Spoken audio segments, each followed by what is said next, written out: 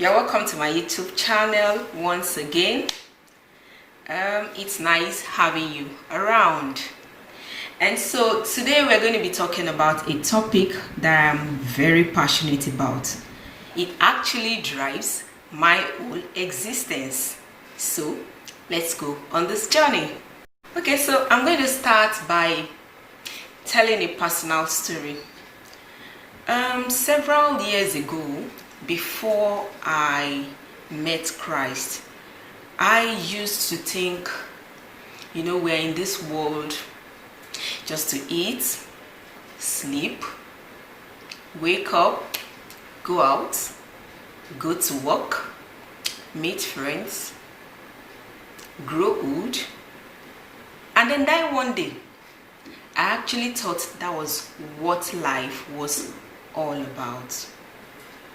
Fast forward several years later, when I met Christ, I discovered that there is a whole lot about my existence beyond just sleeping, waking up, going about the mundane things of life. I discovered that there was more about me.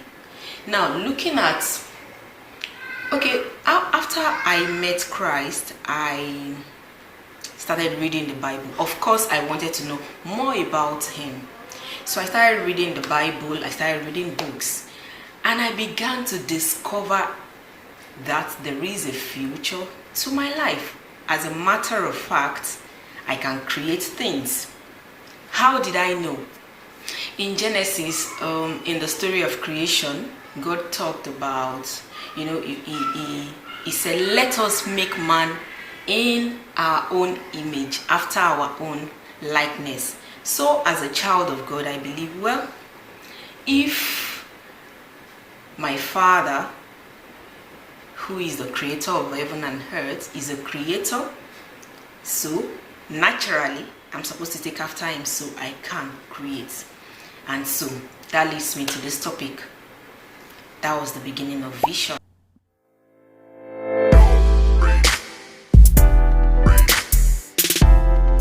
Vision is seeing into the future before it becomes a reality. Vision is like a strong picture of an expected end, even before it happened. Now, where do you see yourself going? What do you want to achieve in life? What are the things you want to accomplish? Now, how do you go about vision? This is like having a dream in your mind, having ideas of what it is you want to do. For example, I would liken vision to be a picture of a desired destination. For example, you are traveling to a particular place. Now, you have a destination in mind, so you know the route to go through. Or even if you don't know the route to go through, the fact that you already have a destination in mind already gives you a guideline. Vision is actually born by God. As a child of God, He begins to give you ideas. He begins to give you a picture of who you are and what you are meant to do. He begins to give you several ideas. Now, that moves me to the next point, and which is writing it down. Now, writing down your vision gives it the opportunity, the first opportunity to have contact with the physical reality. Why did I say so? In Habakkuk 2:2, the scripture says, write the vision, make it plain, and so whoever sees it can run with it. Also, it says, it might take a time. Yes, it may tarry, but wait for it. It's going to have an end, like it's going to come to pass. So what we understand is that God expects us to write our vision down. So get a pen, get a paper, write those ideas down. So what's your vision for doing exactly what it is you are doing? For example, what's my vision for having a YouTube channel? What's your vision for doing, probably as a businessman, as a woman, as a married woman, whatever it is your venture you are going into? What's your vision for doing it in the first place? Write it down, make it plain. What are your ideas? What do you want to achieve with it? Write it down. And I can assure you, by the time you write it down, you already have a compass, something to follow with, something to run with. After writing it down, you can also have something like a vision board. Now, for me, vision board is exciting. I don't have it on the wall in my room, but I have it on my phone. So what do? I love editing. So I go online, search for pictures of images that represent what I want to achieve. So I cut the images, I put them together, and I form a vision board on my phone. You can do it whichever way you want. You can decide to have a board. It's like having a picture of the expected end. Relating it to the Bible, I remember also in Genesis when God told Abraham that he's going to give him a child. At a point, he told him to come out of his house and told him to look into the skies.